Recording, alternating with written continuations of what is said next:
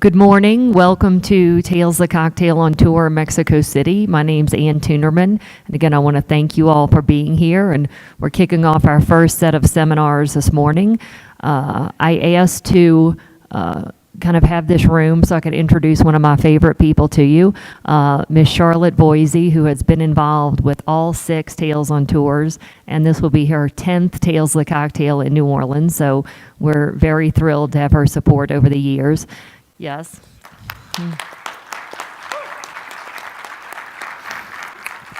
And you know from, if you went to their event last night, how well they always do things.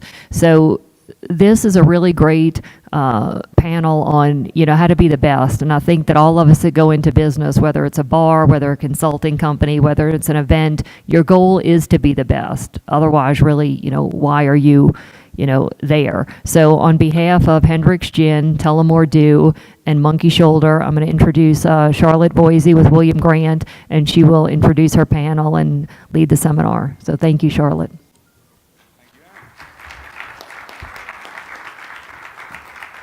Thank you very much, Anne, and good morning, everyone. We are going to do this seminar in English. El seminario en inglés.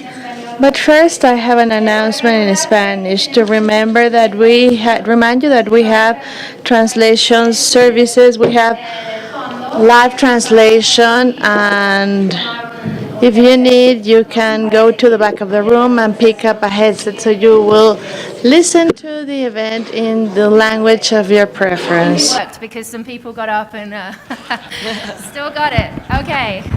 So very good morning. I hope you're having a wonderful time at Tales on Tour so far. For those that came to our party last night, thank you. Okay. I hope you had a good time. We certainly look forward to entertaining the bartenders that night every year. It's our chance to say thank you to all of the bartenders that work for us every other night of the year. So thanks so much. On to this morning.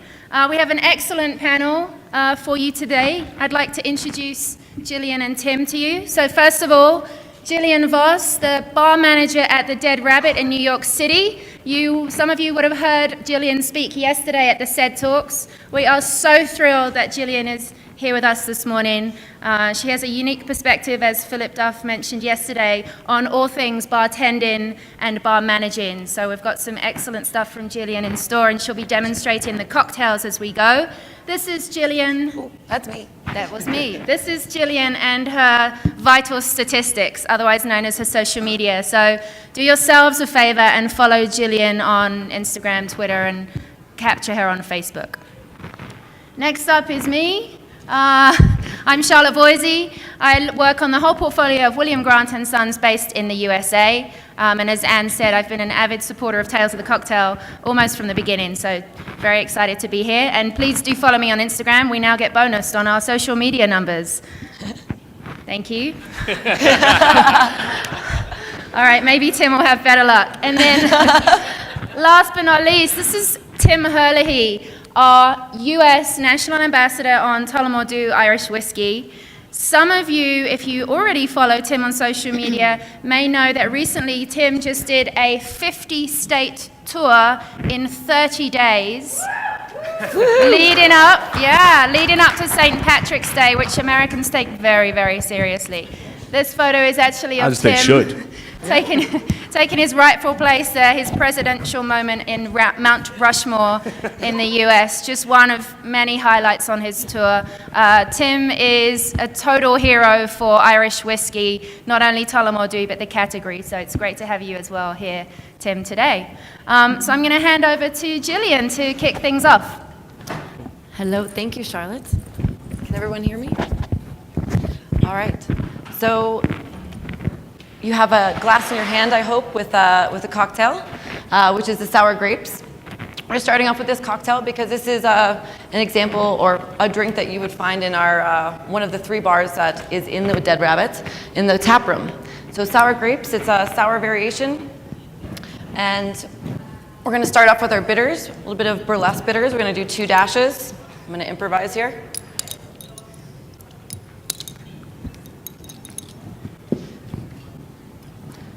A half ounce of lime juice.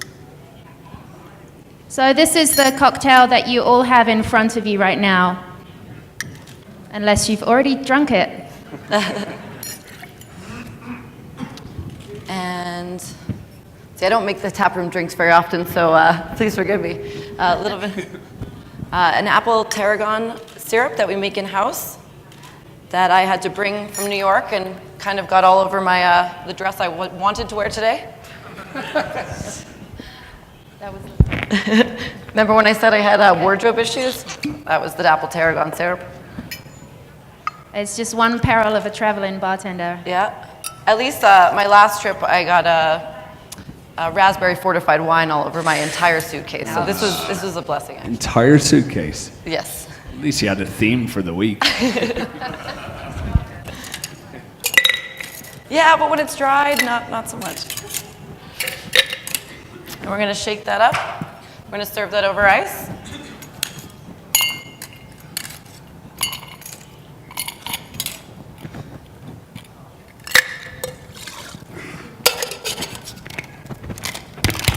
These look pretty new. I hope I don't. Oh, yes. Yeah, there we go.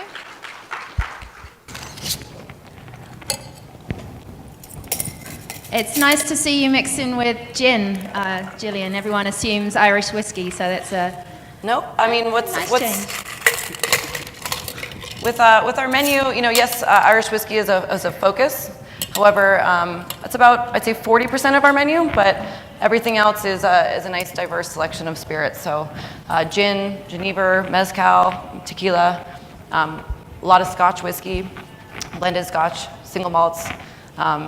It's about having a nice balance of all those things, but with a highlight of Irish whiskey. Great. Showing its diversity. Cheers, So, everyone. Cheers, guys. Sour grapes. Sour grapes. So Yum. now that we have a drink in hand, we know what you're drinking. That's delicious.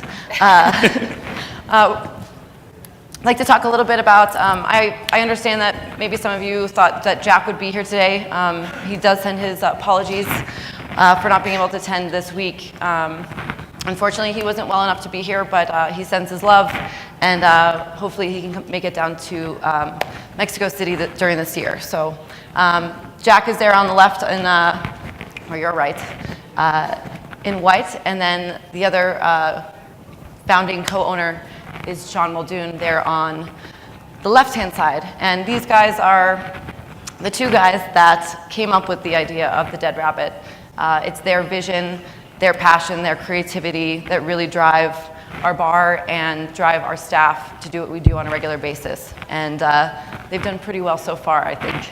They have indeed, and I think one of their best decisions, Gillian, was finding you and bringing you into the program recently. So can you tell us a little bit about how you started in bartending? Absolutely. So I've been bartending now for almost 12 years. I started off when I was about 18, 19 years old. And I'm from Cape Cod, Massachusetts, but I wanted to get as far away from home as possible. So I never been to Arizona before, but a bunch of my friends were going there. I decided, screw it. It was a $100 flight or something at that time. So I shipped my car, I got on a flight, I moved to Arizona, and that's where I got into the hospitality industry. I basically was too young to drink legally at a bar. And all my friends that could drink, they used to hang out at this bar called the Four Peaks Brewing Company, which was it actually had a brewery on site, and it was this really buzzing, had capacity of 300 people. It was just a really fun, great bar with house-made beer, great food, great buzz. And I thought, well, if you can't beat them, join them. So I said, well, I can't drink there, but I can work there. And that's kind of how I started off by being a food runner. I worked as a server and eventually a bartender and a manager there over the course of 5 years. So that's really where I started. That's where I learned how to be a bartender. I didn't really know actually where I learned to bartend. How do I make a red death shot, or how do I make a Cosmo? It was make it pink, make it red, make it blue. And that's kind of how I had to figure it out. And that's not the way I would suggest teaching people how to bartend, but that's how I started out. So from there, that's kind of how I learned how to multitask. That's where I really learned about hospitality and having regulars and that camaraderie of a bar team that sense of community and bar kind of family. From there, I went into fine dining. I wanted something a little bit more challenging. I really, with the background of understanding beer and how it's made, wanted to kind of take that next step. And that's where I got into fine dining and wine and like really great food and craft cocktails. So Ryan Majirian did the cocktail program at the bar, first cocktail bar I worked at called the Jade Bar at the Sanctuary Resort in Paradise Valley, which is in Arizona.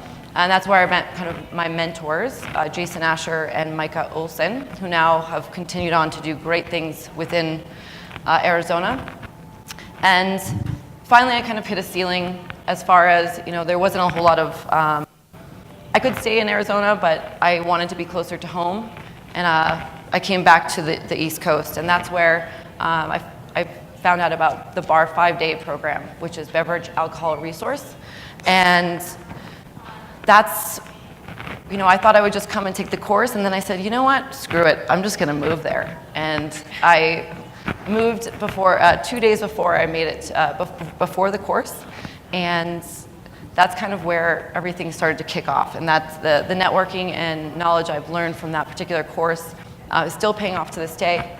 I've met some of my closest friends, potentially people that became my colleagues, and people that have become my mentors and have challenged me and helped me throughout my career over the last 6 years in New York. So that being said, the guys at Bar 5-Day said, you should really go talk to Julie Reiner. Go see her. She's been a huge mentor for many bartenders, but especially females in the industry. She's been extremely inspiring and helpful.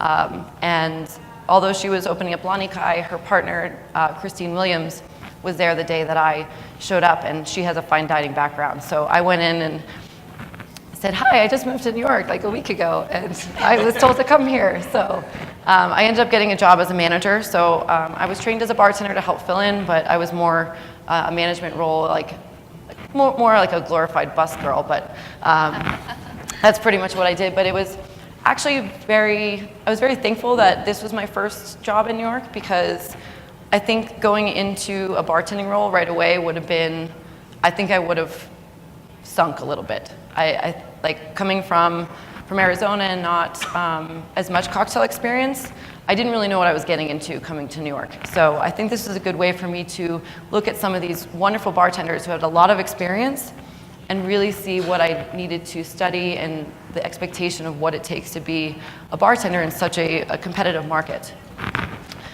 So this was a very good thing, and after that I ended up on the bar team of Maison Premier. So I helped open up the bar with the owners there, and the manager, Maxwell Britton, and then the owners, Christoph Ziska and Josh Voisey. And they've since had lots of accolades. They're kind of a neighborhood bar, but they also have a great chef, a food program. They've been awarded James Beard nominations 3 years now in a row. It was really fun to be part of an opening team with such a great staff. All of us that have worked there have gone on to do great things or are still there. And it was the first bar that I really got to be part of a creative process. It was the first place I really had drinks on a menu.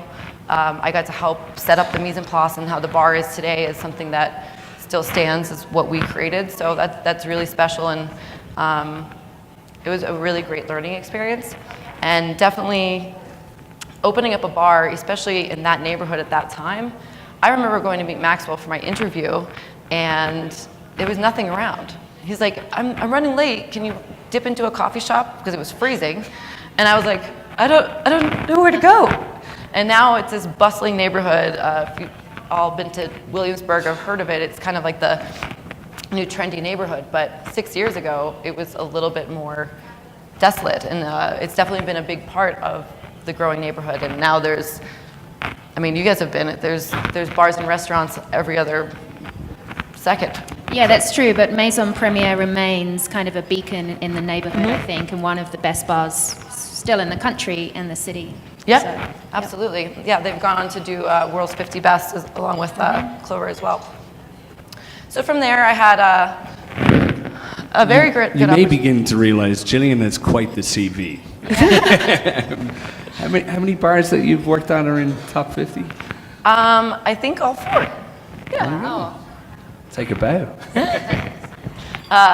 So then we have Death and Company, and this is a bar that, this is a bar I hold very close to my heart.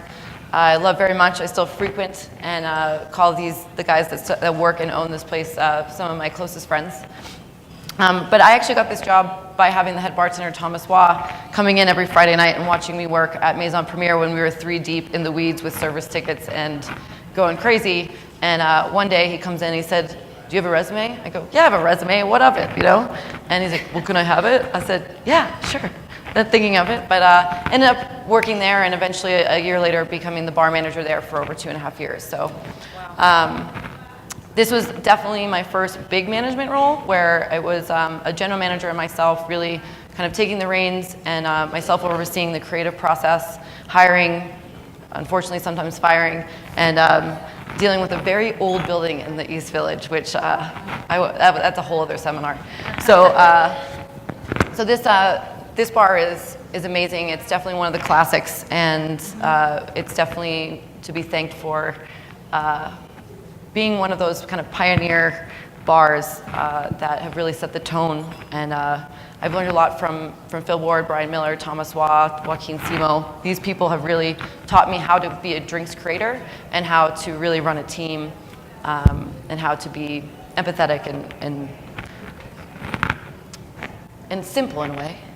And then here you have Dead Rabbit, where I currently am, and couldn't be happier. So here we are, Dead Rabbit, a lot of responsibility, a lot of expectations. As I said, Jack and Sean really instill their philosophy and aspirations to the team, and we have a great team that has been there for a long time, and we all believe in what their message is and what their philosophy is. And that's, I think, one of the things that makes a great bar is having a team that is all in. They all are there for the same reason every single day. And the Dead Rabbit. So we'll talk more about, I'll kind of go over to Tim now about how the Dead Rabbit came about and Jack and Sean's background and how the Dead Rabbit came to be. So, out of interest, can we have a show of hands of who here has been lucky enough to go to the Dead Rabbit? Okay, so a good few have gone to go, so and enjoy the experience. But the Dead Rabbit was born very much in Belfast, and the image you see here is the Merchant Hotel, and this is one of the best drinks programs in the world, particularly around 2009, 2010. Jack and Sean were working there and were picking up a lot of accolades for just pushing the boundaries and by far and away at the forefront of cocktails in the island of Ireland, but further afield than that as well. So the Merchant's a very special place all on its own. But down the street from the Merchant... Oh, you're not doing it? Down the street from the Merchant... I'll come back to that. It's a wonderful pub called the Duke of York. And the Duke of York is just a classic Irish pub. You don't have TVs. The music is traditional Irish music, great Irish fare. They pour a good Guinness as well. And they have some of the best Irish whiskey selection in Ireland. And the lads were noticing people would come to the Merchant Hotel, enjoy a couple of cocktails, and then they'd go to the Duke of York and enjoy one of the best Irish pubs in Ireland. We don't call them Irish pubs, just pubs. Be redundant otherwise. I've been too long in America at this point. But the two boys met Connor, and Connor was a regular at the Merchant, and he loved what they did. And he wanted to open up, ambitiously enough, the best bar in the world. So he spoke to Sean in particular, he spoke to Jack about it as well. And the two boys had kind of heard this before. It's like, oh yeah, somebody wants to open up a pub? Yeah, a great bar? Sure. This time it actually happened. And he brought the guys over to New York, and the Dead Rabbit building became the venue. And I was lucky enough to meet the lads before the Dead Rabbit opened, and it was a very intense time for the boys. I remember to say the least. I remember having meetings with Sean and Swift and over whiskey, and just chatting what the Dead Rabbit, his vision for the Dead Rabbit and what it would be. And as he was describing it, it was very hard to kind of wrap your head around it, because it was essentially 3 bars in one. But the work and the effort the guys put into this, I remember going to their apartment in the East Village, and there were bottles everywhere. There was nowhere for them to sleep. No. There was bottles everywhere. It was like a huge liquor room with all sorts of pictures and prints just everywhere. And like Sean would come home from work, working at one of the other investors' bars, and Jack would have been working on the first menu that they also got a lot of credit for, or a lot of accolades for. But Jack worked on that for 2 years in his apartment with a liquor room. Sometimes Sean would come home and Jack would just be like on the floor because he'd be tasting 100 drinks or something that day. So the stories are pretty incredible. I remember the pages on the wall, like there were Post-its on the wall, on the ceiling. Yep, everything was on the wall and the ceiling and everything. It was like they'd gone mad. They lived, they breathed, they slept Dead Rabbit. So. But back to the Merchant. Like the Merchant was picking up a lot of acclaim, and one of the reasons they did it was through their Connoisseurs Club. Mm-hmm. And do you want to describe what the Connoisseurs Club is? Yeah. So, like Tim was saying before, this Belfast is not very big. Some people don't even know where Belfast is, to be honest, and it's Northern Ireland, of course. Gillian's job for the Irish Tourist Board went really well. Sorry, I'm from Dublin area. So you have this great bar, with Sean Muldoon being the GM, Jack being the drinks maker, and you're getting all these awards, or in Ireland, but they're not. They want to be part of Tales of the Cocktail. They want to be internationally recognized and known, and they read about all these great people doing these wonderful things. But how do you get yourself out there? Well, you have to kind of bring Europe and America to you. If you can't, you need to bring them to you, or you need to bring your bar to them. And so it's been a big philosophy, even with Dead Rabbit, and like the way that we travel, like I'm here with you today, or Jack or Sean or the rest of our bar staff travel the world and kind of tell our story.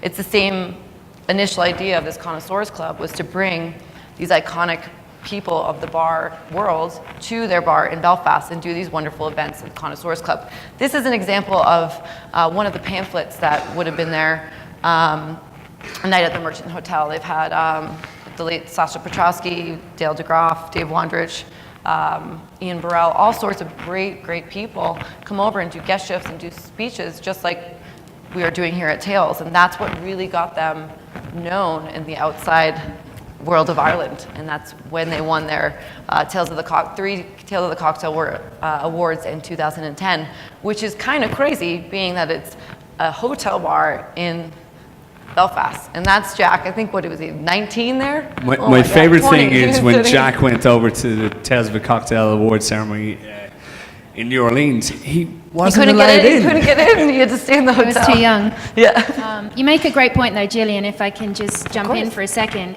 I get asked a lot, and we hear a lot from bartenders, bar owners who aren't in New York, they're not in London, and they say, well, how is my bar ever going to get acknowledged, or how can we possibly make these awards or these lists? And you're right, you have to put yourself out there, you have to put the bar out there, whether it's now with the help of social media, or it's inviting people to come in, doing guest shifts. This story is incredible. If these guys could do it in Belfast, I think that pretty much sums up that, anyone can do this. You just maybe have to put a little more effort in if you're not in one of the world's sort of busiest cities. Right. It's great to see. Absolutely.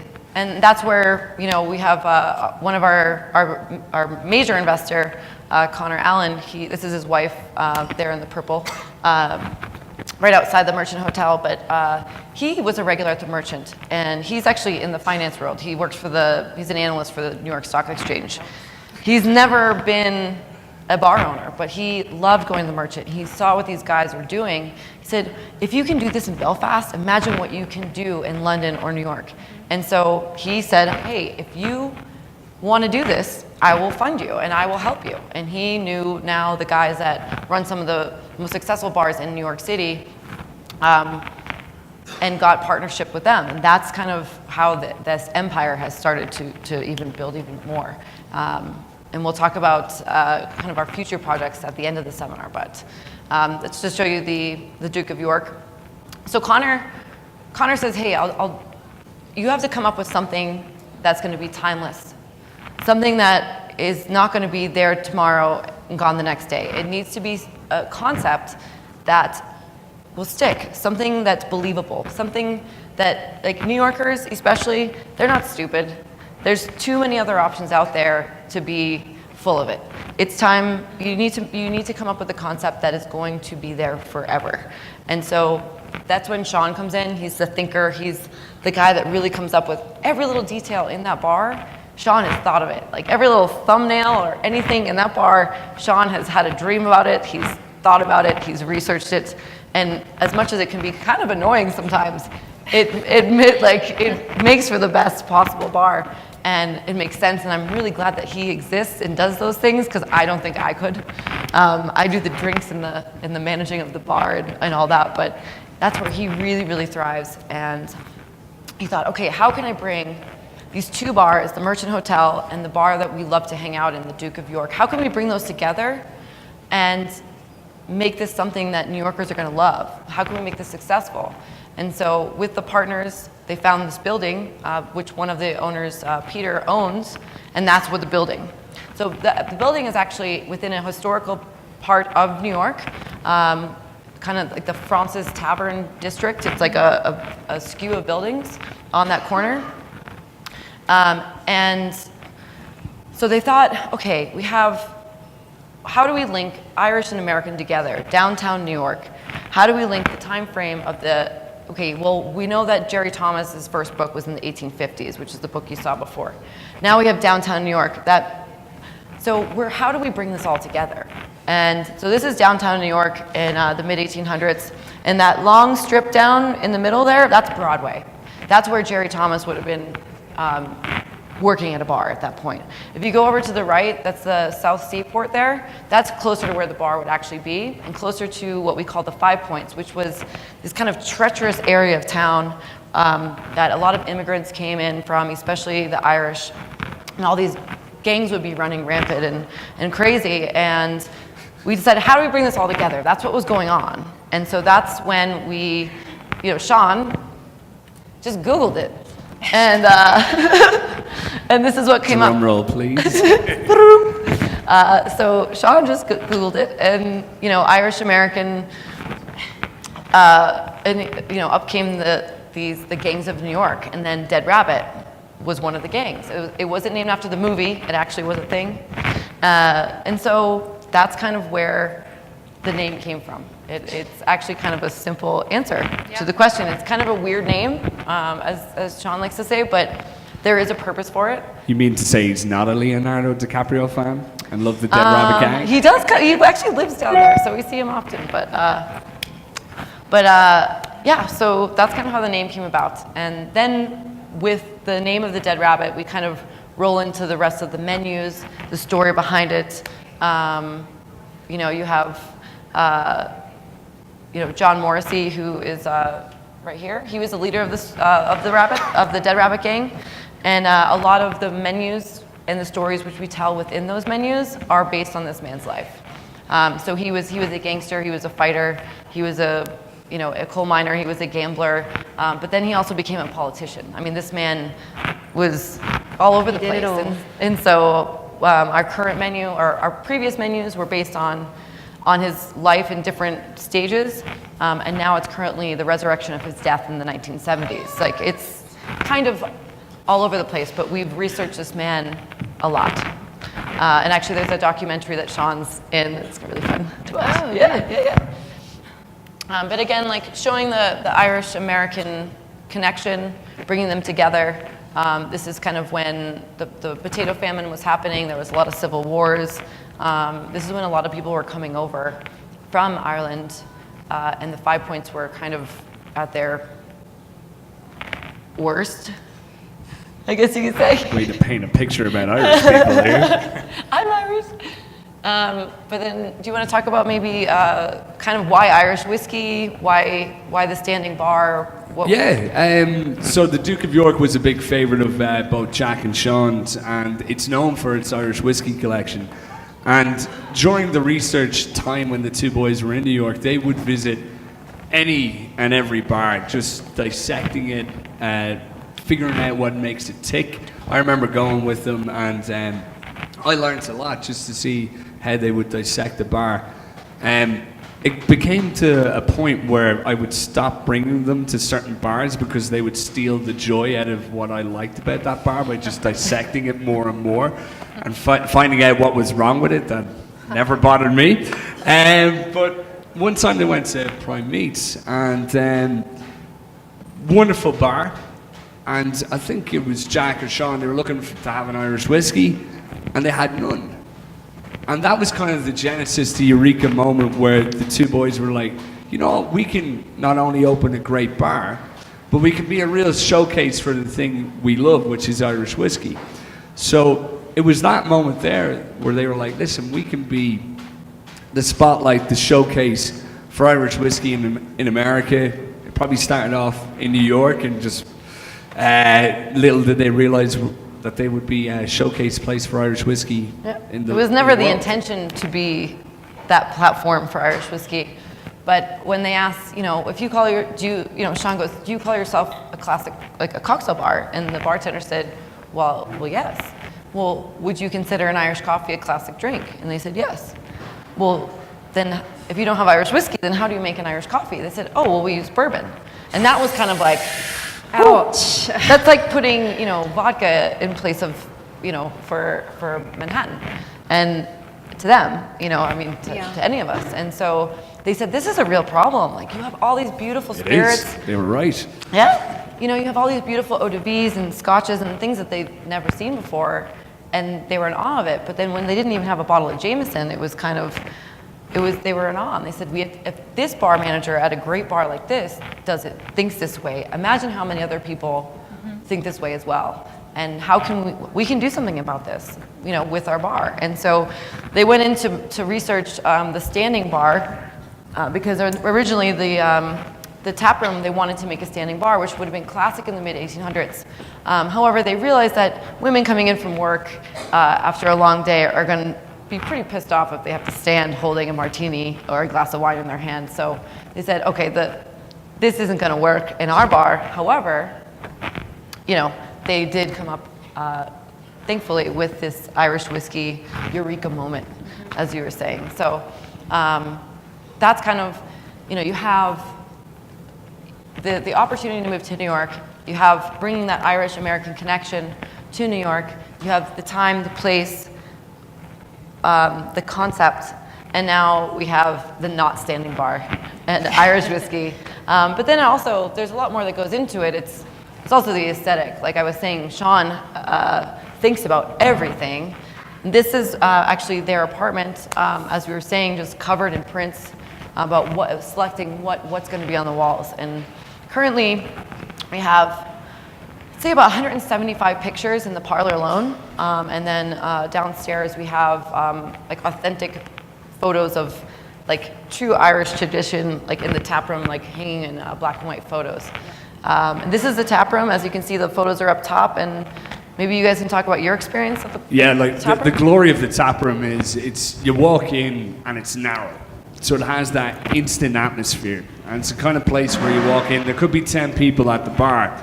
The door opens, everyone turns their head in a friendly manner to see who's walked in, and there's no TVs, so there's always that kind of impetus to have instant conversation with whoever's beside you.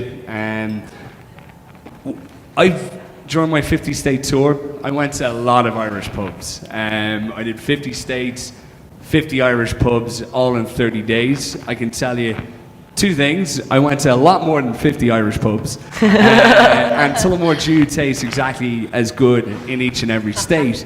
But I'm really glad I started off that tour in LA, because if I had started it in New York at the Dead Rabbit, I'd probably only have hit one state and 49 uncovered.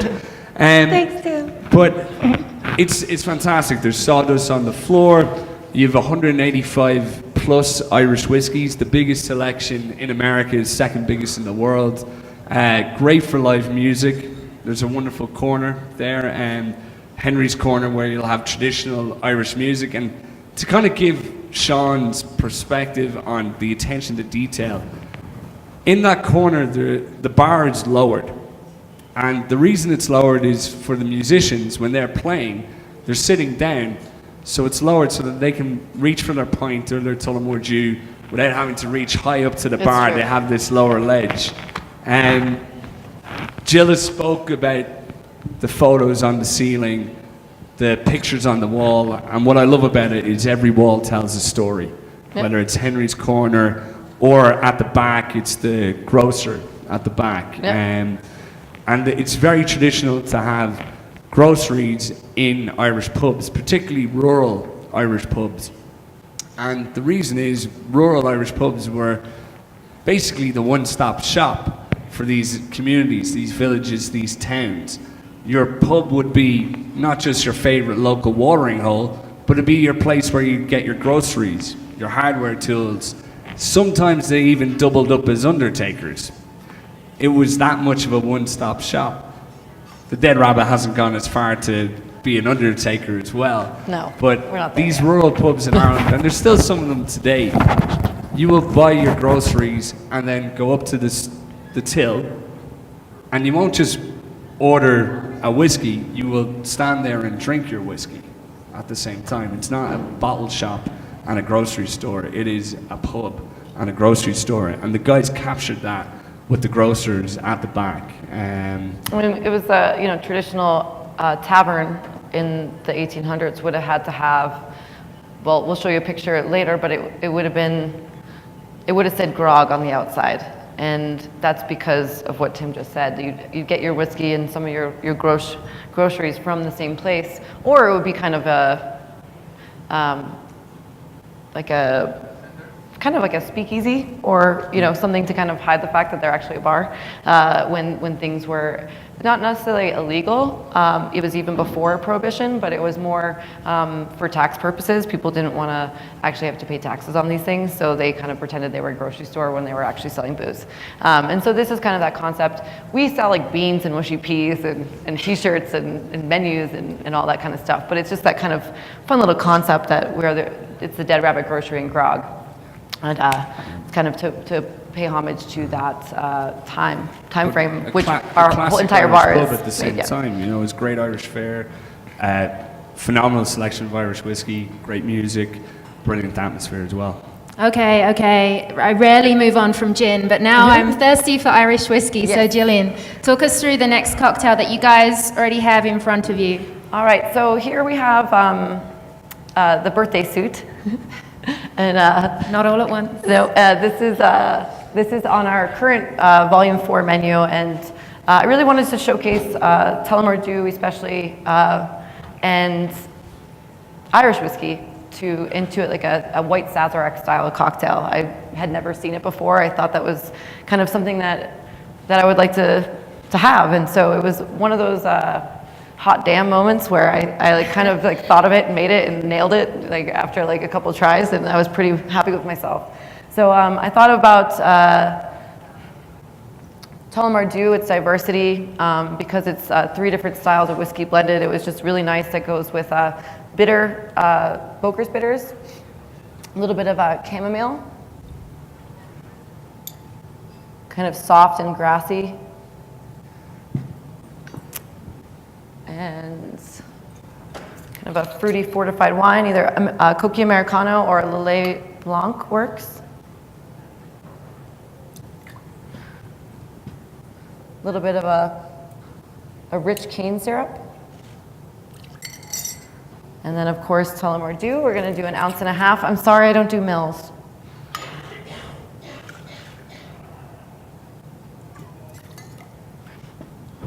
And then instead of expressing lemon oil, we're actually, on the finished drink, we're actually going to express and stir with them in. And this is more for brightness in the cocktail. It's not as much about the aromatics. We're actually going to give the aromatics with absinthe and absinthe rinse on the glass. So the name, Gillian, was it a debaucherous party that led to the name, or is it more something to do with how the drink looks? So our current menu is a comic, and all the drink names are based on the scene of that comic. So this is actually a scene where John Morrissey is now a rabbit, and he's back for revenge in the 1978. And he picks up some hookers, and he goes back to a sleazy motel, and he's in his birthday suit, and that's why this is called Birthday Suit. I knew there was a story in there somewhere. It's pretty funny when we do we have drink manuals for the staff each time we change a menu, and we have to give a reason for the name. Mm-hmm. And it's pretty funny, especially this time when I had to talk about birthday suit, what soldier boy means, things like that. So. Okay, we might have just broken the translator's equipment. We'll let that one slide. We'll let that one slide. If you have questions, I'm here all day. And then we're going to aromatize with absinthe. And you definitely want to make sure that you get the outside of the glass. It's more about you smelling it than tasting it. Just like with the lemon twist, we're incorporating it into the cocktail because we actually want to get the brightness of the citrus peel.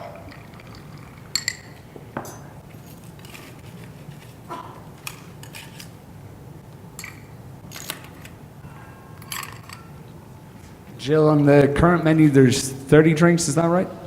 Yep, so the first 3 menus were 64 cocktails with a changing seasonal menu of 12, so it was 76 drinks at any given time for 3 years. And then we changed to 30 drinks every 6 months, so we put out a comic every 6 months. The drink menu itself takes about, I would say, 4 months for a 6-month drink menu. Ooh.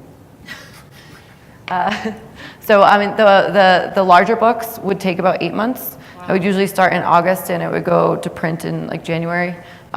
We're just starting the research and development for our Volume 5 menu, and that is to be submitted for July 16th for an August 12th launch.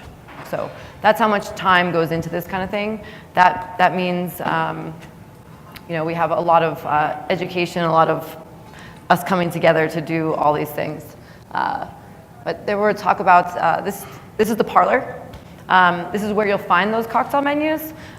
This is where you have that kind of seated experience. That you'll have, you're greeted by your doorman. You'll have the maitre d' explain how the menu works. You'll be given complimentary sparkling or still water. You'll get a little welcome punch for every person that walks in the door in like cute little teacups. I never thought I would drink a drink out of a teacup until I worked there, but I did. Welcome to my world. And so that's where you get that kind of that world-class experience of this beautiful menu with these people that work there that are really educated in what they do, and that's where you'll find, as you can see, the awards and all that. And that's on the second floor. So you have your tap room, your kind of pub, your gritty pub. You go upstairs, you go to the parlor. Typically, the parlor can be a waiting room, but it also has its own regulars, and we have our own community. I know that's where I hang out and have pints.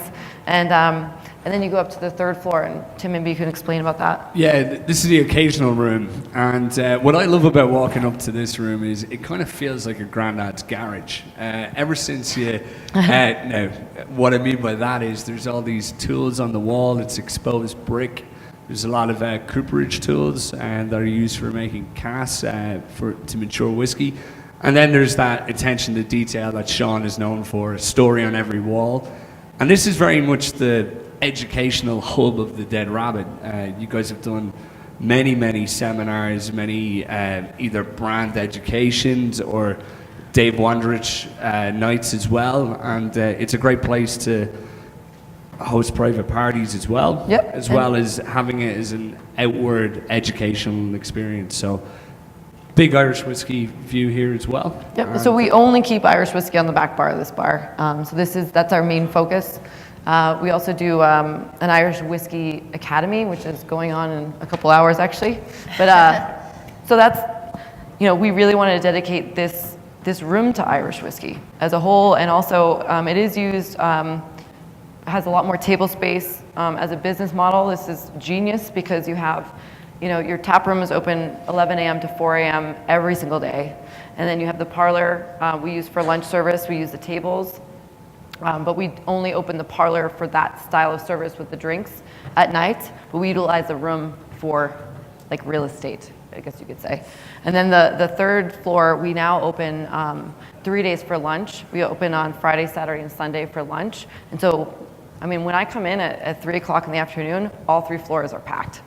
And so it's just we are maximizing everything that we possibly can because the neighborhood really is embracing what we have to offer, and also, putting ourselves out there and making our guests know when we're open and what we're doing. And that downtown Manhattan is huge for people that are working on Wall Street. So why don't we capitalize on that? Why don't we take advantage of that? And so definitely since I've been there in the last 2 years, we're just growing and growing. We were closed on Sundays up until about a month ago, and we're already up, $4,000 a week just by opening that one day.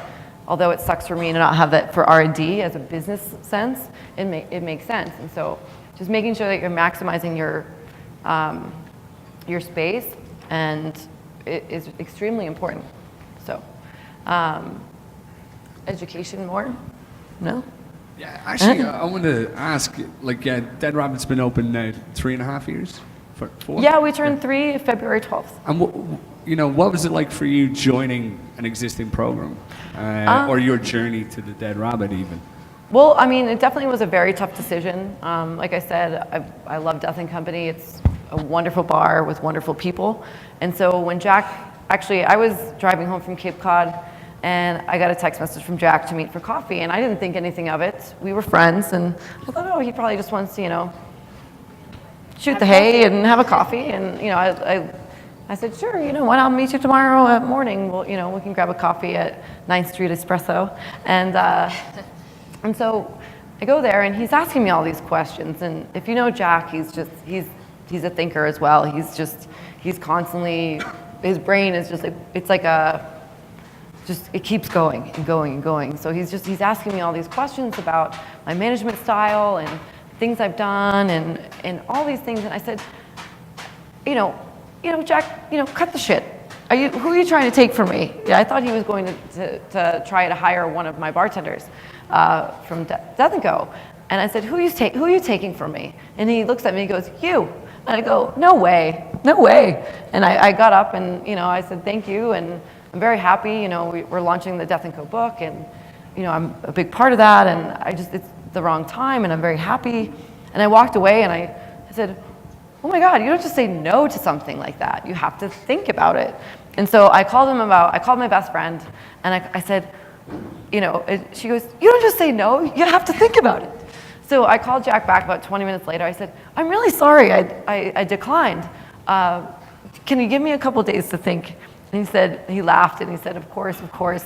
And so they gave me actually a couple months, and it was a big decision for me. But I eventually did take the job, and it was definitely, like I said, as much as I love Death & Co., it was a good move for me. I think that whenever you're starting to feel like you're treading water, or you're becoming complacent, or getting frustrated, it's a good time to really look at your day-to-day life, how your quality of life, really. And they gave me a month off of work. I went home to Cape Cod. I hung out with my mom. I slept a lot. I went to the beach, and I really just kind of prepared myself for a pretty heavy job. And you were joining at the time when Dead Rabbit had won Best Bar in America, is that right? Yeah, I took the job in May 2014, right after MCC. Manhattan Capital. A little intimidating joining? Yeah, but at the same time, I was excited. It was definitely challenging. I felt those butterflies, like I had. It was more terrifying. It was definitely terrifying getting behind the bar with Thomas Juan, Joaquin, Simo, and staging with them. And it was almost like 3 hours was 5 minutes. This was just as terrifying, I guess, with Jack. But I met with him enough that I felt pretty comfortable, and I knew there's definitely a difference when, like, I was a bartender at Death & Co. and moved into a management role, and that was actually really difficult because how do you treat your staff? Like, everybody sees you as, and I mean, you are equals, but it's hard to tell people what to do or to be their boss when you've been like just a coworker for so long. And so that was really challenging for me. Like, I never wanted to be the bad guy. I never wanted to, and so sometimes I think it was a little too lenient. Whereas coming into a role as the bar manager, like, hi, like, I'm Jillian and this is how we roll. It's a little bit different. And it actually, I felt a little bit more at ease in that sense. And Jack and Sean were within reason. We adapted a lot of new and great kind of, I guess, just things like as far as, like, if you see here, we're doing more democratic like drink making for the menus, so everybody was more involved. We're doing a lot more staff education. We have iPads behind the bar for on a searchable database called Evernote, so you're never turned away from your guest when you forget an ingredient or a classic cocktail or something like that. You know, and it's also the mise en place has definitely tightened up.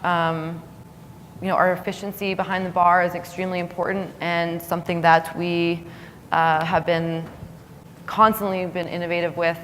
I now live behind the guy that does our custom steel work. We're like best friends.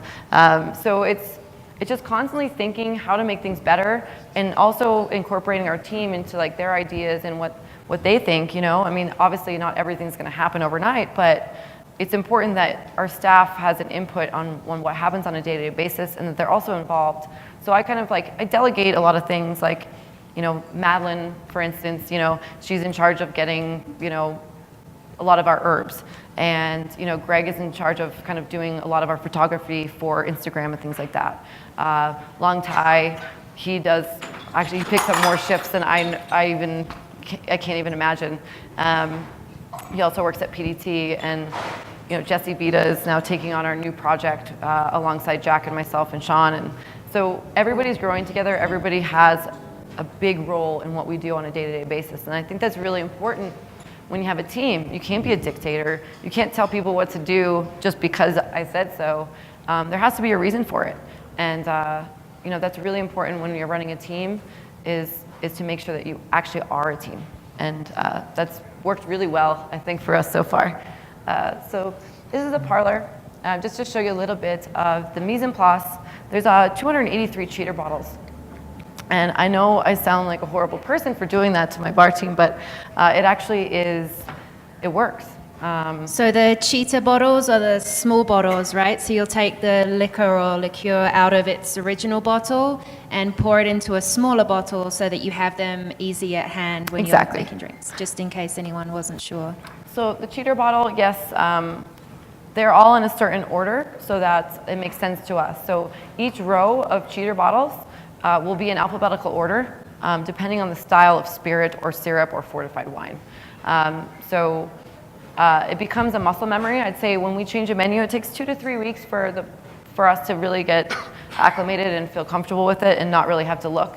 Everything is labeled, but that is, you know, so that everything gets put back in the same place each time, and that our bar backs are refilling them on the regular and at the end of the night. And so bar backs are a really, really essential role of the bar. Without them and without treating them well, it's imperative that you have a good bar back. Not every bar back is going to be the best, and you sometimes just have to just understand that. But it's great to have a solid bar back who's reliable and that does a good job. And, you know, I've learned the hard way, being frustrated, or I've seen people not treat bar backs well. It's the worst thing because they really are the oil to your machine. And without them, us bartenders couldn't be as fast, efficient, or have what we need. So they're definitely an important role at the bar with the mise en place and with those cheater bottles. But yeah, like I said, it's almost 200 bottles. Everything underneath the bar is where we keep all of our kind of modifier bottles, so like the Camparis and all the other Amaros. all the infusions, things like that. We also have a pantry, which I don't have shown, but that's a really cool thing that I didn't use before. At Death and Company, we had a dishwasher and everything would be behind the bar, whereas here we have, and just like the merchant, they have everything kind of hidden behind a curtain, and that's where we have a fridge with all of our backup. We have everything labeled, and we have a certain par level of the syrups and things that we keep for that service. So it's that being just prepared, like having your bar back, having your mise en place set up, having everything you need for backup and set up before your shift, so that when the doors open, the floodgates happen at 5 o'clock, you don't have to worry about anything but entertaining your guests. And that's extremely important.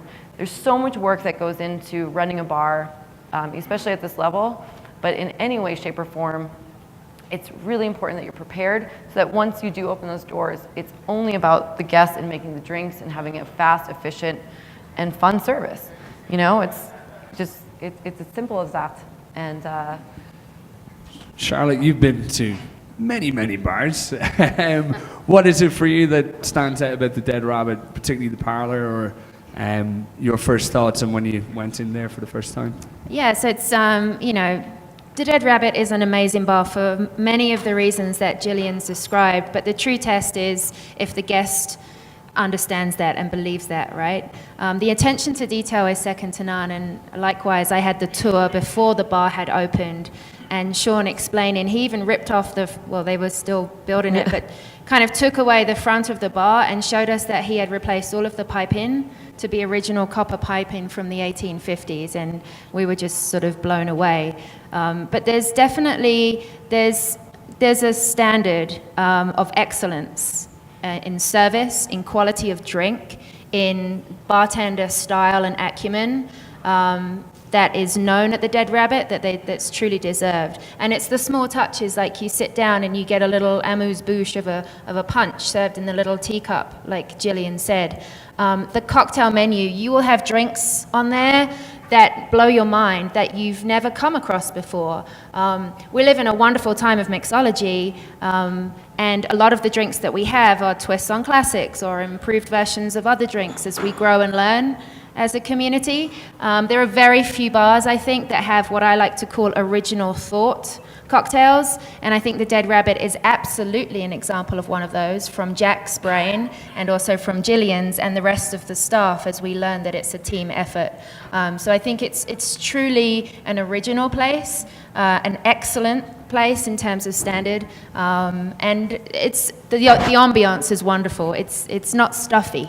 It's excellent, but not stuffy. I think a lot of people sometimes with these bars that are talked about quite often, they're thinking that this is, people have a stick up their butt, or you're very stuffy, and we really try to be more of like a cocktail pub, as we say. We wanted that pub feel, but with the excellence of service standards and of the quality of cocktails. And that's not just for the parlor. The parlor, of course, is going to be a little bit more intricate cocktails, the menu is going to be, a bit more extravagant.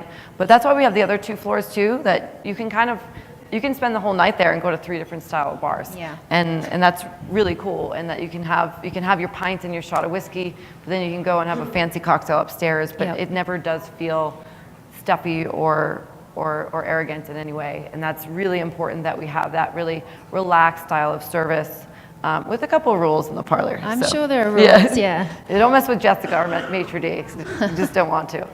Well, thanks, Charlotte. Yeah, no, of course. So this photo right here is a focus on your well setup, right? You have the 3 types of ice. Yep, so like I was saying about the custom steel work, we've kind of had, here you can see we have our block ice, our cold draft, and on the right-hand side, our pebble ice. Everything is on hooks, which I highly recommend. I see a lot of bars that actually don't have hooks for their tools, and they're on surfaces, or they're not drying properly. Yeah. And this is something that is mind-boggling to me. It's such a great idea. Hooks. And hooks. And to have them in the right way, that they're not blocking you from getting to your ice, is really important. Mm-hmm.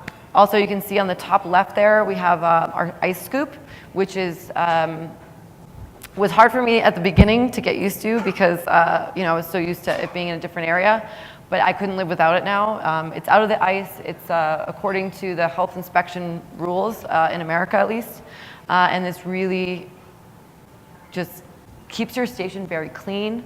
And then you'll see too.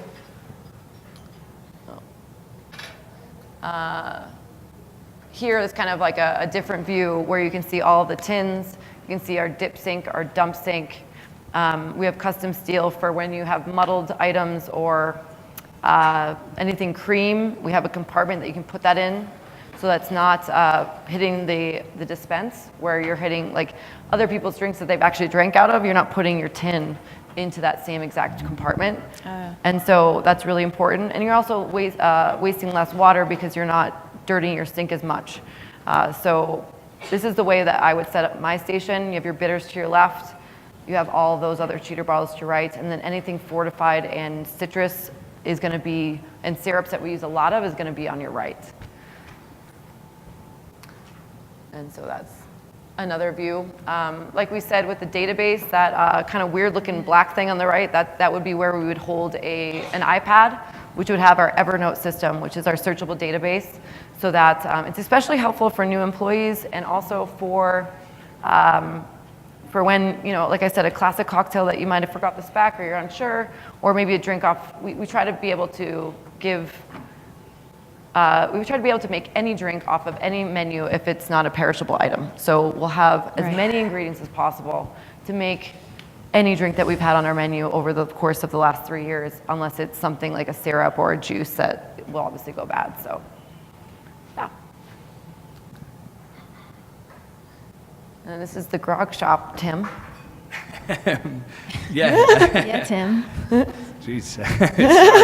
Sorry. So, yeah, we talked about the grocer as well, and how that is just an extension of the traditional Irish pub, and the combination of grocery and grog shop as well. And it's what Jill said in terms of the Irish speakeasy. It was also, oddly enough, brought in Ireland because of temperance movement there. It was to facilitate that. It had the opposite effect. Making alcohol more readily available will kind of have the potential to do that. One of the things I always like to talk about with the Dead Rabbit is the inspiration factor, and what it's done for other bars. And it's not something that you can say a lot about many bars in the world. And for me, it's done this on 2 levels. One, on pubs, and it's made it very accessible to start doing good cocktails in your neighborhood bar, or in particular, your Irish pub. And I think the best example is the Irish coffee is being treated as a craft cocktail now. Yeah. And people are looking at the Dead Rabbit for inspiration on how to make a good Irish coffee. And that's something that can be done anywhere. And then the other side is it's making it accessible to Irish pubs, but it's also inspiring cocktail bars on how to use Irish whiskey. And Charlotte, I know you've plenty of stories on that. So just traveling in the last couple of years around America, as I do for work, I would go into bars, and usually the conversation revolves around Hendrick's gin. It's what most people know me for. But more and more people would start... You travel with a cucumber, so... Well, that might give it away. I do. Never want to get caught with that one. But more and more people would ask me about Tullamore Dew and ask me about Tullamore Phoenix or the other variants, or what other line extensions might they have, because they were looking to grow their Irish whiskey selection on the bar. As Gillian said earlier, it was, some bars didn't even carry Irish whiskey, and you would always expect there to be many single malt scotches, a couple of blends, and maybe one Irish whiskey if you were lucky. But now people are looking to build out an Irish whiskey selection. And, I would ask people that this is fantastic, it's great, I encourage it. Just out of curiosity, what made you decide to do this? And the answer was always the Dead Rabbit. And sometimes I'd say, that's great, when were you last there? Oh no, we haven't been. right? Like some of you perhaps in this room, you haven't been, you know it's great, it inspires you, it changes the way you maybe behave, it changes your opinion on Irish whiskey. So truly the impact that the Dead Rabbit has had as a catalyst for the Irish whiskey category can't be denied. It's pretty widespread, and we've seen it, all the way to Reykjavik, Iceland recently. So yeah. Don't even right now. Sorry, did I bring that up? Back to the Irish coffee. I'm just kidding. Well, but maybe on to our next cocktail, since so, I think everybody now has one. We can move on to the Lincoln Park. So this is actually, this is one of Jack's cocktails. It's actually for a project that we've worked on in Chicago called Green River. And this is kind of a tiki cocktail, but with scotch. And forgive me, this is actually with monkey shoulder. But this Monkey shoulder? Yeah. So we talk all about this this Irish whiskey, and I know Irish and Scots have a bit of a rivalry. Well, let me explain the rivalry. It's really quite simple. I think the Irish did it first, and then the Scots came along and did it better. That's really... Column distillation is better. Well, we're talking about pure single malt here. You're using monkey shoulder, so it's all copper. In Ireland, we like to say we invented 3 things: the kilt, the bagpipes, and how to make whiskey. We just forgot to tell Scotland that the first 2 were jokes, but they'll figure it out. We take great pride in Ireland, knowing that everyone in Scotland is pretty happy with themselves, wearing white hockey socks, multicolored skirt. They walk around with their little penis purse there, and they play the bagpipes, and they do all this with their balls hanging out. Great source of pride in Ireland. All right. Is that translatable? I don't know if I can come back with that one. I'm just going to stay English and remain neutral it's best here. To move on. Yeah. 800 years of oppression is neutral. Anyway, more about the cocktail. I'm just going to be outside if anyone needs me. How about a video? Let's move on.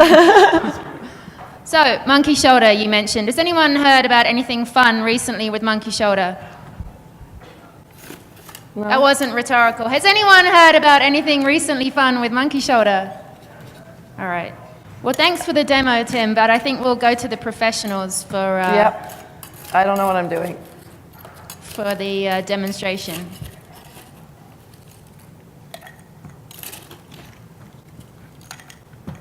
Do you have trouble with your shaker face putting off your customers? Does your shaker always explode while you're using it? Trying to earn tips, but your shaker just slips? All right, we're going to try this one more time. There we go. Thank you. All the way to the beginning.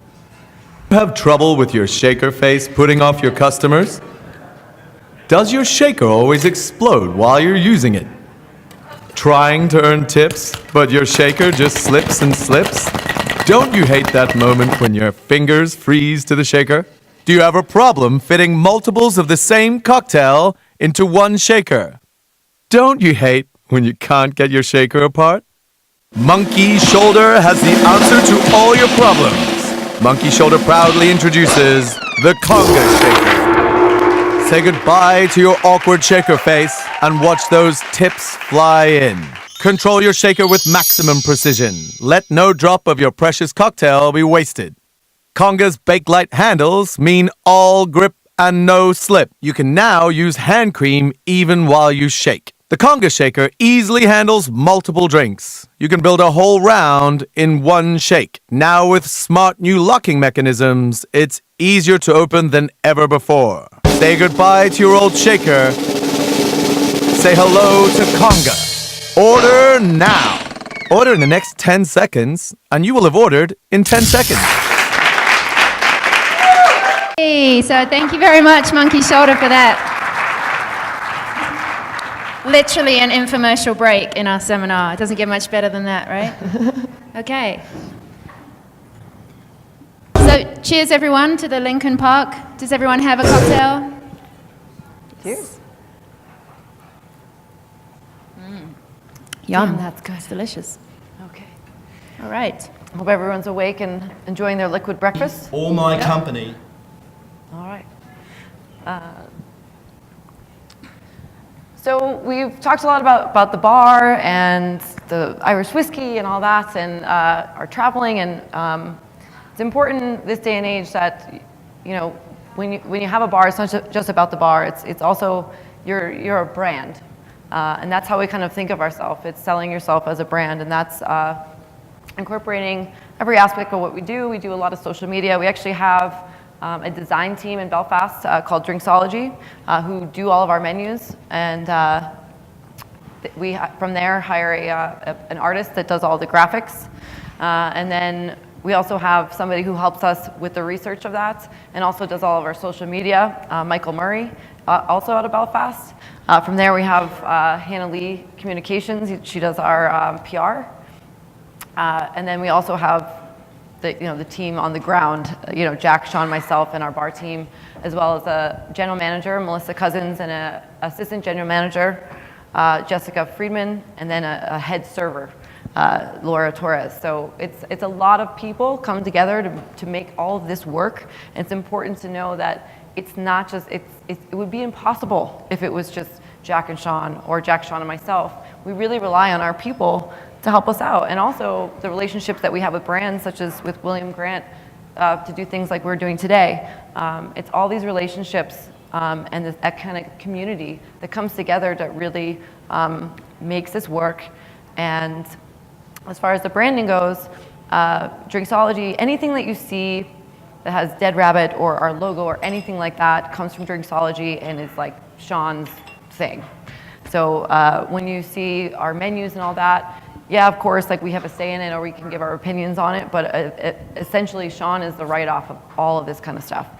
You also have some of the best t-shirts going too. Yep.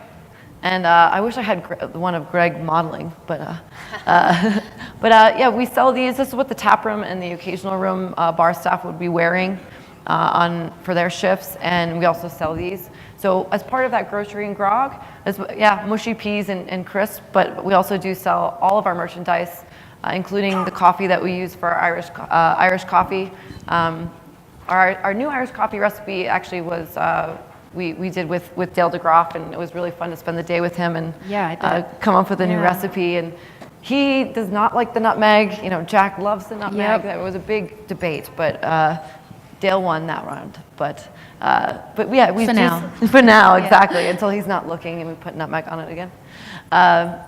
Yeah, we'll sell things like this, and again, like all these kind of anything that's like the coasters here, which is what we use during service, they're also for sale. These are kind of the lost or the distilleries that are shut down now, and it would be kind of a little description on the back, as you can see, of what that lost distillery was, and then a picture of it.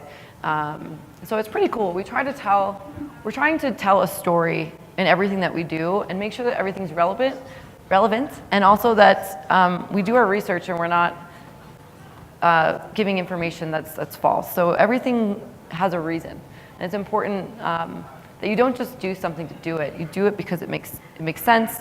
It's great for the demographic of where you are, and you bring in some kind of history to it, and that's kind of that's what we do. We really want there to be some kind of historical value and some kind of story, some kind of entertainment in so many different ways, and that when you leave the bar, you had a great time, but you kind of don't know why. It's that the music was right, the lighting was right, the service was seamless, everyone was friendly, your drinks were amazing, but you don't really know why. The food was on time and everything was efficient. And these are things that when they all come together, make a great bar. And it's important that you do pay attention to these details. Don't let things slide.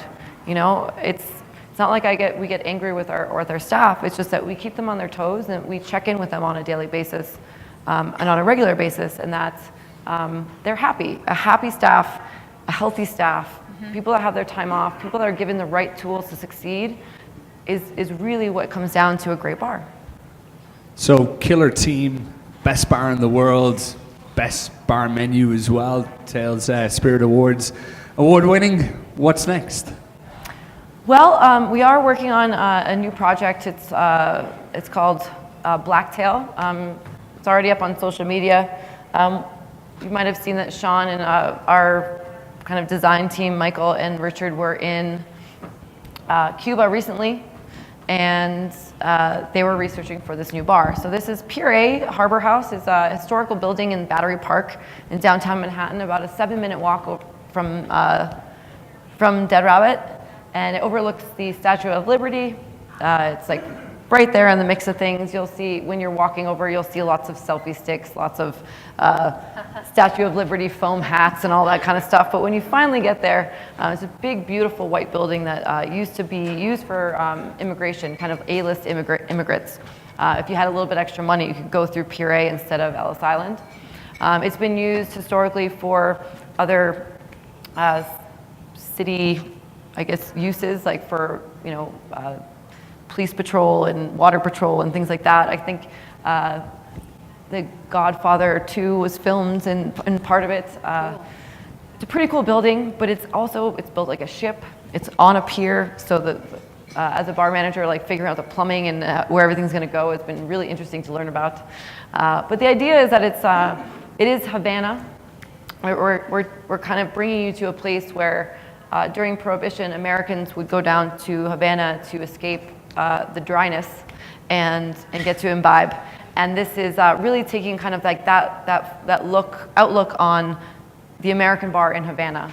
And the prints that we're doing are going to be all 100% original. Nobody will have ever seen them before. There'll be 300 of them throughout the building, throughout the room. And it'll be about 120 seats. And we're going to focus on highballs, cocktails, sours, and old fashions, and really kind of make that really special and fun. Great glassware, really kind of take you to a time where that was what was going on. And Blacktail was one of the original fleets that would go from New York down to Havana. Nice. And so that's why it's named the way it is. And so we're really excited that we'll be opening up this summer, hopefully before Tales New Orleans, but you know how openings go. Dead Rabbit was supposed to open in 6 months. It took 2.5 years. So we're looking at this summer, right? Probably August. Yeah. Cool. So yeah, and then we've done the project at Green River, which you're enjoying, the Lincoln Park right now. That was a consulting project Jack and Sean did with Danny Meyer's restaurant group, and Jillian Vose is now the head bartender. And we look forward to keep growing our little empire and keep traveling and hanging out with you guys. So. Great. Great. Yeah, so I think we've just got a couple of minutes left. Does anyone have a burning question for Gillian or Tim? Yes. Thanks for sharing everything, but kind of not everything is like a fairy tale. Is there any? Not everything's fair. Thank you. All right. Like we might pretty much already know about all the success of Dead Rabbit, Jack, Sean. Is there any failure or something that went wrong that you could tell us? How did you go through that? What is it? So is the question, were there any obstacles or challenges or failures that maybe you learnt from along the way? Absolutely. At the Dead Rabbit? Thank you for Absolutely. I mean, there are challenges every day. Absolutely. That's part of the job. Especially being in New York, having a very old building with 6 floors, we have maintenance issues like on a regular basis. We have 3 different outlets of people that are on retainer on a regular basis, whether it be ripping up floors, plumbing. We had a dumbwaiter for a long time that would have cost us $75,000 to replace, that we now just have kind of let it go. There's all that kind of stuff. It takes a lot of people to maintain, for sure. I think one of the biggest challenges of Dead Rabbit, and this is before I was there, but something I dealt with at Death & Co as well, is the maintenance, is the opening. It's a challenge. It's and all the permits and community boards and things like that. I mean, that takes, like, your general manager and operating owners need to stay on top of that kind of stuff. Health inspections. You can't be the best. You can't be one of the best bars in the city and get like a B or C rating on your health inspection. Like, that's something that is a challenge on every day. As far as the opening of Dead Rabbit, like I said, what was supposed to be 6 months turned into 2.5 years.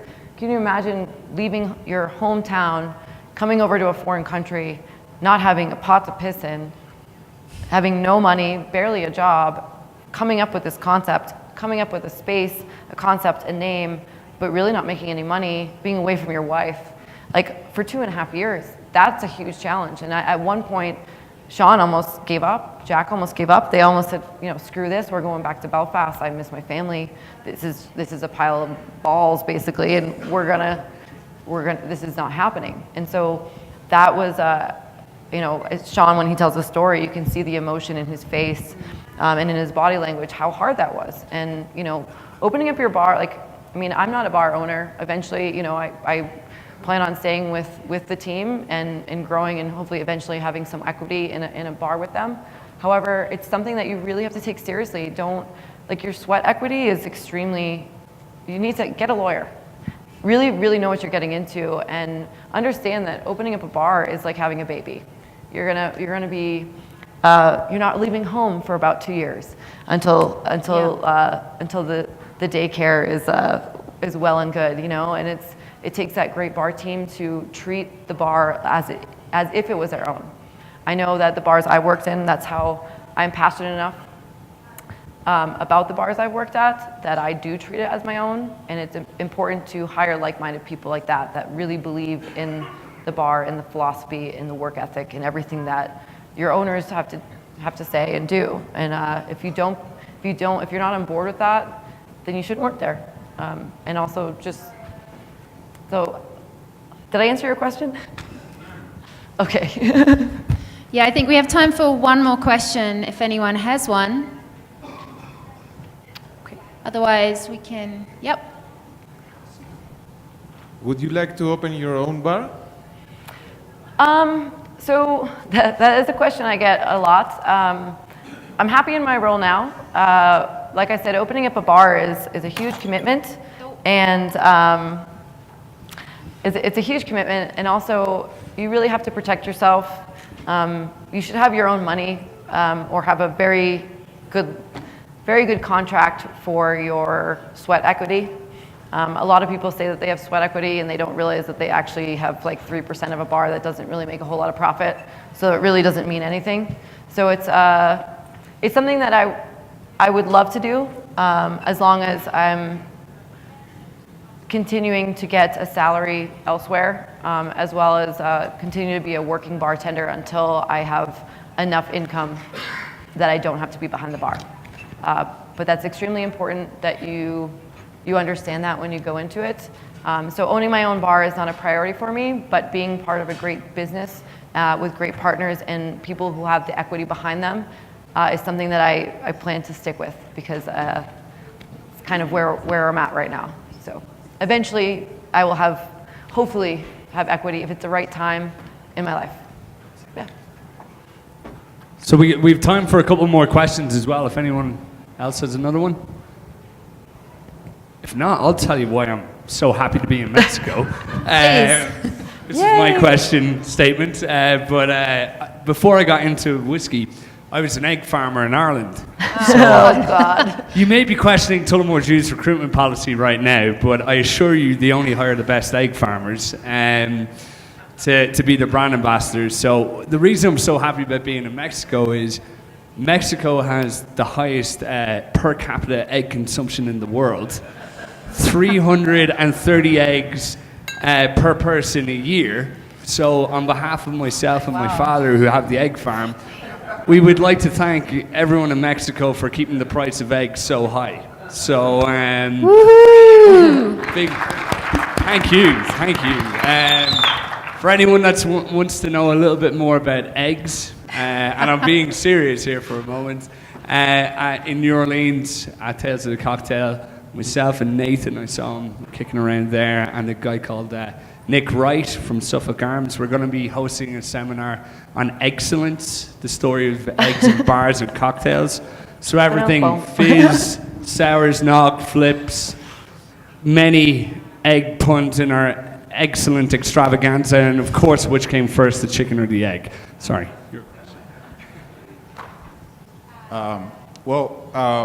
It's important always to keep your staff very excited about coming to work every day. course. And we got to see that, the way that you manage that rabbit is by teaching not only your bartenders, but all of your staff what's going on behind the bar. But of course, sometimes you get people who are going to get very excited about those days, but not so excited about the other days in which it's just a regular shift. So, also keeping yourself very excited about going to work, it's extremely important because you get to transmit that to your team.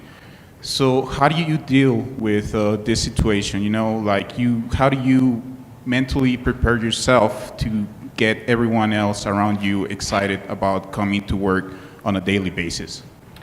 On a daily basis, we all have to get there at 3:30. We set up the bar. It's a matter of sharing a meal together, maybe listening to some Katy Perry or some pop boy band before we go, having a dance party before or after our shift, talking about, for instance, our AGM is, I lifted so much weight today at the gym, and it's really engaging and being friendly with each other. It's not always about work. It's that we actually enjoy each other's company on a regular basis. But it's pumping yourself up for that shift and coming to work being prepared. It's really important that everybody has their time off as well. There are weeks where some people work 6 days. There'll be times where I've been away for 6 days and have to fly in and host a party or go right to the bar and work, and you kind of just suck it up. And at the end of the day, people come into work and maybe something bad happened to them. Maybe a family member is sick or has passed away, or a friend of yours is going through a rough time and you help them. And those things, that's life. That's what's going to happen.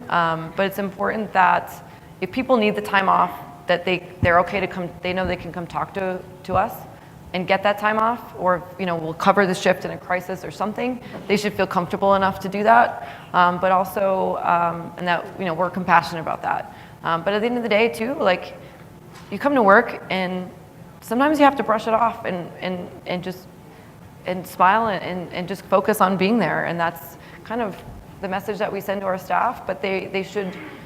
Being somebody in a management position where they can feel comfortable to talk to you when they need to about anything is extremely important.